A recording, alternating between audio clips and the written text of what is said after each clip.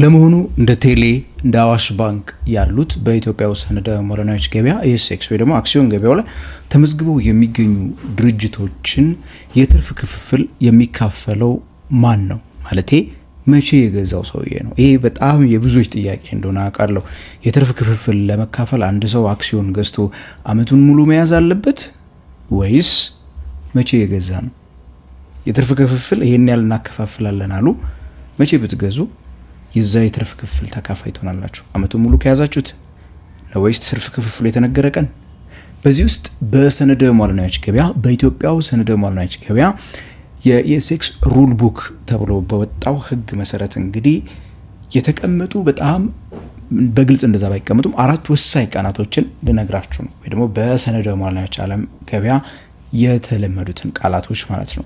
እነሱም የዲቪደንድ ወይ ደግሞ የትርፍ ክፍል የሚታወጅበት ቀን፣ የኤክስ ዲቪደንድ ዴት የሚባል፣ የሪከርድ ዴት እና የፔመንት ዴት ይባላሉ።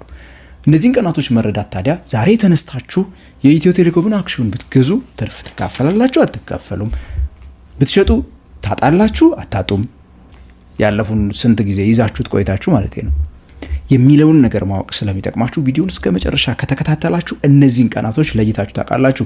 እነዚህን ቀናቶች ለይታችሁ ማወቅ ደግሞ ታዲያ ለእናንተ ከኪሳራ እንድትድኑ ያደርጋችኋል። በነገራችን ላይ የትኛው ቀን ላይ ብትይዙት ትርፉ እንደምታገኙ ስለምታውቁ ማለት ነው። ይህ ንጋት ፖስት ነው። ስለ ፋይናንስ፣ ቢዝነስና ካፒታል ማርኬት እናወራለን። ለቻናሉ አዲስ ከሆናችሁ ታዲያ ሰብስክራይብ ማለት እንዳትረሱ። ከኢትዮጵያ ውጭ ካላችሁ ጆይን በሉን እያልኩ በዚሁ ወደ ዛሬ ቪዲዮ የምገባ ነው የሚሆነው።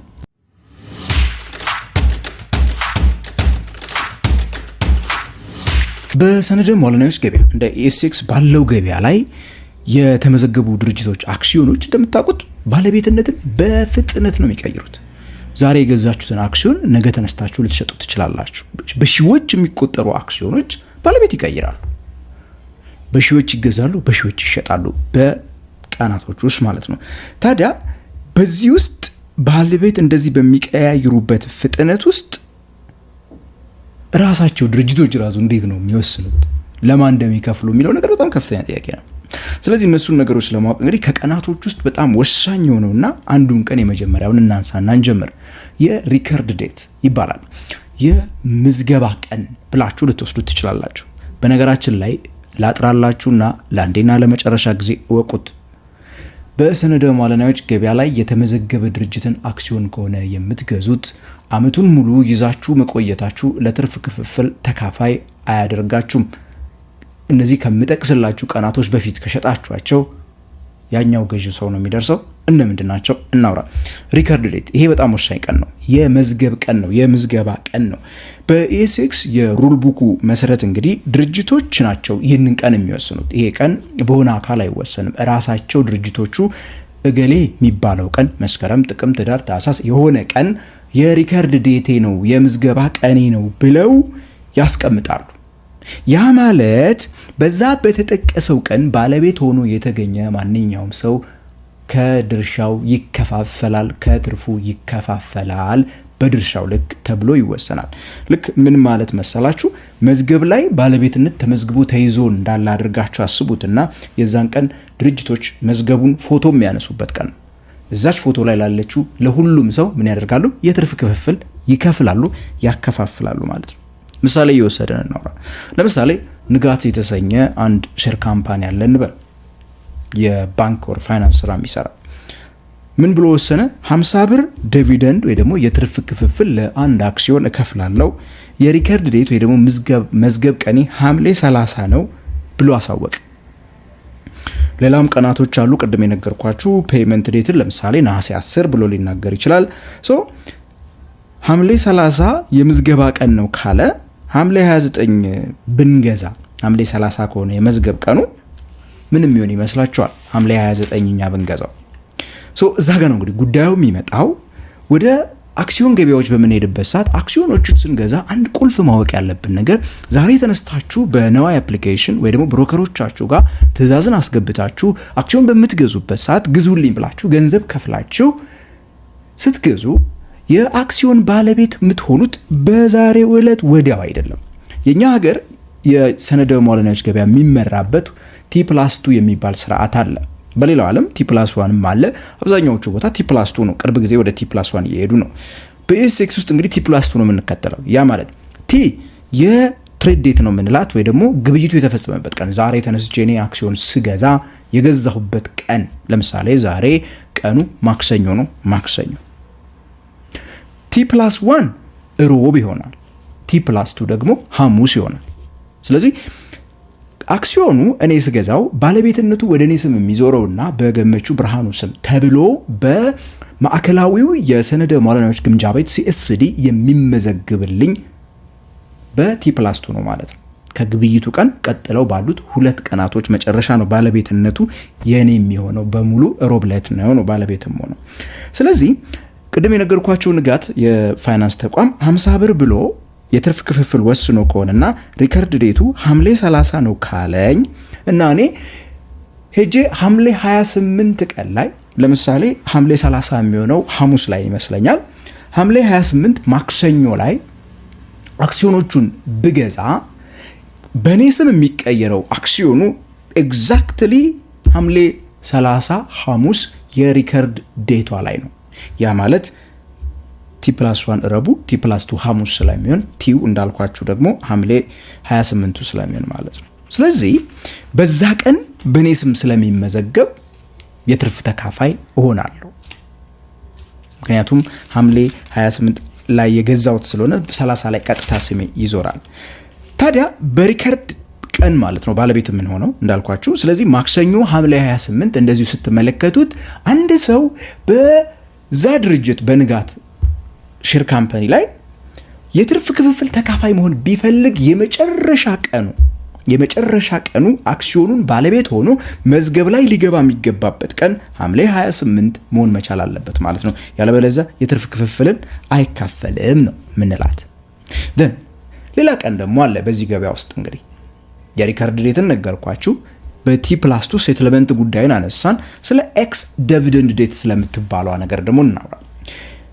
በዚህ ውስጥ ቅድም እንደነገርኳችሁ ምንድነው ብያችኋለሁ። ማክሰኞ ዕለት በቅድሙ ምሳሌ በንጋት ማለት ነው ምሳሌ ማክሰኞ ዕለት ሐምሌ 28 የገዛ ሰው የመጨረሻ የትርፍ ተካፋይ ነው ብያችኋለሁ። ያ ማለት ረቡዕ ሐምሌ 29 የመጣ ሰው አክሲዮኑ ወደሱ የሚዞረው ነሐሴ 1 ነው። ስለዚህ የትርፉ ተካፋይ ምን አይሆንም ሊሆን አይችልም። ይልቅስ አክሲዮኑን የሸጠልን ሰውዬ ነው ትርፉን የሚወስደው። ስለዚህ ነው ያቺ ቀን ትርፍ የማይከፈልባት ግብይት የሚካሄድበት። በሐምሌ 29 ረቡዕ ላይ አክሲዮኖች ሲገበያዩ ለምሳሌ የንጋት ማለት ነው አክሲዮኖች ሲገበያዩ የዛ ቀኑ ግብይት ኤክስ ዲቪደንድ ዴት ትሬዲንግ እንለዋለን። አክሲዮኑ ትርፍ ክፍፍል የማይከፈልበት አክሲዮን ነው እየገዛን ያለ ነው። የምንሸጥም ከሆነ እየሸጠን ያለ ነው ማለት ነው። የማይከፈልበትን ነው ሰው ባለቤት እየሆነ ያለው። ይሄ ሁሉ እንግዲህ ከT+2 ጋር ነው የሚሰራው። ምክንያቱም ከዛ ቀን አልፎ ስለሆነ ምን የሚሆነው ፎቶ ከሚያነሱበት እንዲያው ለምሳሌያዊነት እንዲሆናችሁ ነው። መዝገቡን ፎቶ ከሚያነሱበት ቀን በኋላ ስለሆነ ባለቤትነት የሚዘዋወረው ድርጅቱ ትርፍ በዘንድሮ ዓመት አከፋፍላለሁ የሚለው የዛን ቀን ነው። ያ ማለት ግን ያው በዛ ዕለት ግብይት ብትፈጽሙ ባለቤትነታችሁ እንዳልኩት ነሐሴ 1 ላይ ይደርሳችኋል። ትርፍ ክፍፍሉ ግን አይደርሳችሁም። የቀጣዩ ዓመት ላይ ግን ሊደርሳችሁ ይችላል ማለት ነው፣ ትርፍ የሚያከፋፍል ከሆነ ድርጅቱ ማለት ነው። ስለዚህ በዛ መልኩ ነው የኤክስ ዲቪደንድ ዴትን መረዳት ያለብን ማለት ነው። ስለዚህ የዚያን ቀን ደግሞ በነገራችን ላይ ብር ይገባል ማለት አይደለም። ሌላ ማወቅ ያለብን ደግሞ ነገር አለ። የፔይመንት ዴት ደግሞ የምትባላለች። አክሲዮን ድርጅቶች ትርፍ ክፍፍል ዲክሌር ካደረጉ በኋላ ሪከርድ ዴቱንም ካሳወቁ በኋላ ብሩ ወዲያው ይገባላችኋል ማለት እኮ አይደለም። በልካችሁ በእናንተ አክሲዮን ብዛት የሆነ ያህል ብር እንዲከፈላችሁ ለምሳሌ ያቺ 50 ብር 100 አክሲዮን ካላችሁ 5000 ብር ከሆነ የሚከፈላችሁ ያ 5000 ብር የዛለት ይገባል ማለት ሳይሆን ለምሳሌ ነሐሴ 10 ቀን ይባልና የፔይመንት ዴት ወይ ደግሞ የክፍያ ቀን ተብሎ ደግሞ ያሳውቃል። ያ ማለት እናንተ አክሲዮኖቻችሁን እስከዛ ቀን ይዛችሁ መጠበቅ ግዴታ የለባችሁ። እንዳልኳችሁ ከኤክስ ዲቪደንድ ዴት ጀምሮ ብትሸጡ ራሱ ዞሮ የናንተ ስለሚሆን የትርፍ ክፍፍሉ ማለት ነው ኤክስ ዲቪደንድ ዴቱን ካለፈ ከሪከርድ ዴቷ አንድ ቀን አልፎ ባለቤትነት የሚቀየርበት ያልኳችሁ ቁጥር ማለት ነው። እሱ ላይ ከገባላችሁ የናንተው ስለሚሆን ግዴታ የዛም በኋላ መሸጥ ትችላላችሁ። ያ ማለት በቅድሙ በንጋት ምሳሌ ሐምሌ 28 የገዛ ሰው ያስገኝለታል፣ ይወስዳል። ሐምሌ 29 ግን በነሐሴ 1 ስለሆነ ባለቤትነት የሚቀይረው ከዛ በኋላ ብትሸጡት ችግር የለው ብሩ አይከፈለኝም ብላችሁ ልትሰቡ አይገባም። ከሐምሌ 29 ጀምሮ በንጋት ኬዝ መሸጥ ትችላላችሁ። እንደ ምሳሌነት ቀናቶቹን እንድትረዱልኝ ነው እንግዲህ የምፈልገው። ሌላው ቁልፍ ቀን ደግሞ ዲክላሬሽን ዴት የአዋጁ ቀን ነው። እንግዲህ የዲቪደንድ ዲክላሬሽን ዴት በሌላው ዓለም በጣም የተለመዱ ናቸው። ስቶክ ኤክስቼንጆቹ ላይ ቀናቶቹ ራሱ ይቀመጣሉ። ጉግል ይባልና መቼ ዲክሌር እንደሚያደርግ ቀኑ ሁሉ ይቀመጣል። ዲሴምበር እንደዚህ፣ ማይክሮሶፍት እንደዚህ ይላል። የኛም ሀገር እያደገ ሲመጣ የሰነዶች ገበያ እንደዚህ አይነት ነገሮች እንደሚመጡ ተስፋ እናደርጋለን። አሁን ባለው ሁኔታ ግን ጠቅላላ ጉባኤያቸውን የሚያደርጉበትን ቀን ስለማናቅ ብዙ ጊዜ ግልጽ አይደለም። ነገር ግን ጠቅላላ ጉባኤ ሲደረግ ነው እንግዲህ ይህን የሚያደርጉት። ያ ማለት በዲክላሬሽን ዴት አንዳንድ ሰዎችም ስሙ ስለሚሳሳቱ ነው። ለምሳሌ የሆነ ድርጅት ቴሌ፣ አዋሽ፣ ኦር ወጋገን የመሳሰሉት ድርጅቶች ወጥተው በዘንድሮ ዓመት 40 ቢሊዮን ብር የትርፍ ክፍፍል እናካፍላለን ብለው የወሰኑለት ባለቤት ሆነው ከሆነ እና በማግስቱ ቢሸጡት የትርፍ ክፍል ያገኛሉ? ነው አያገኙም። የትርፍ ክፍፍል የሚገኘው በሪከርድ ዴቱ በኤክስ ዲቪደንድ ዴቱ መካከል ባሉት ቀናቶችን በማስታረቅና በማስታረቅ ብቻ ነው። በሪከርድ ዴቱ የቲ+2 ቅድም ያልኳቸውን ሴትልመንት ጠብቆ ከኤክስ ዲቪደንድ ዴት በፊት የገዛ ሰው ብቻ ነው ማለት ነው ምን ማድረግ የሚችለው ትርፍ ክፍፍል መካፈል የሚችለው እንጂ የታወጀ ቀን ስለነበራችሁ ባለቤት ስለነበራችሁና ከአዋጁ በኋላ ስለሸጣችሁ ትርፍ ካፈላለሁ ብላችሁ የምትጠብቁ ከሆነ አታገኙትም ማለት ነው። ስለዚህ እነዚህን ቀናቶች ሁልጊዜም ቢሆን ታዲያ ተረዱ። ምን ቀናቶች? ዲክላሬሽን ዴት በአዋጅ ገና መጀመሪያ ሲጀመር ዘንድሮ እንዲህ እናረጋለን የትርፍ ክፍል ተብሎ የሚነገርበት ቀን ነው። እሱ ያን ያህል ትርጉም የለውም። ሪከርድ ዴት በጣም ወሳኟ ቀን ነች። መዝገብ ላይ በዛች ቀን ስማችሁ ካለ ድርጅቱ ፎቶ አንስቶ ትርፍ የሚያከፋፍላችሁ ማለት ነው። ነገር ግን እሷ ደግሞ የምትሰራበት ቀመር ደግሞ አለች። በኢትዮጵያ ውስጥ ሰነደ ሙዓለንያዎች ገበያ አንድ ሰው አክሲዮኖችን ከገዛ ቲ+2 በሚባለው የሴትልመንት ስርዓት ነውና ባለቤት የሚሆነው በዛች ዕለት ባለቤት መሆን አይችልም። እነዛን ቀናቶቹን ጠብቆ ደግሞ መሆን መቻል አለበት። 2 ቀን ስለሚፈጅ ወደ እኔ ስም እስኪዞር። ስለዚህ ቀድሞ ከዛ ኤክስ ዲቪደንድ ዴት ብያችሁ ከነገርኳችሁ ቀን በፊት የገዛ ሰው በሙሉ የትርፍ ተካፋይ ይሆናል። ኤክስ ዲቪደንድ ዴት በኋላ ማለት ምን ማለት ነው? 2 ቀን ፈጅቶ ሲሄድ የሪከርድ ዴቷን ስለሚያልፍ የድሮ ሰውዬ ባለቤት ሆኖ የትርፍ ክፍፍል የሚካፈለው ፔመንት ዴት ወደ አካውንታችሁ ብር የሚገባበት ነው። ከአክሲዮኖቹ ጋር ብዙም አያያዝም ማለት ነው። ስለዚህ እስካሁን በብዙ የተለመደው አክሲዮን ድርጅቶች ምንድነው ሲያደርጉ የነበረው? አክሲዮኖቹን ከገዛችሁበት ጊዜ ጀምሮ ከነሱ ስለሆነ ቀጥታ የምትገዙት ማለት ነው። ከዛች ቀን ጀምሮ በነበረው ላይፍ ታይም ያዩና ነው እናንተ ጋር በቆየበት የትርፍ ክፍፍል የሚያካፍሉ የነበረው። አሁን ግን አክሲዮኖችን እኛ እርስ በርስ ነው የምንገበያየው። እኔ ከእናንተ ነው የምገዛው፣ እናንተ ከሆነ ሰው ነው የምትገዙት። ያንን ነው መልሳችሁ የምትሸጡልኝ። በሲኤስዲ ላይ ስም እየቀየረ ይሄዳል። ለአክሲዮኑ ላይፍ ታይም ነው ማለት ነው አክሲዮን ትርፍ ክፍፍል የሚከፈለው።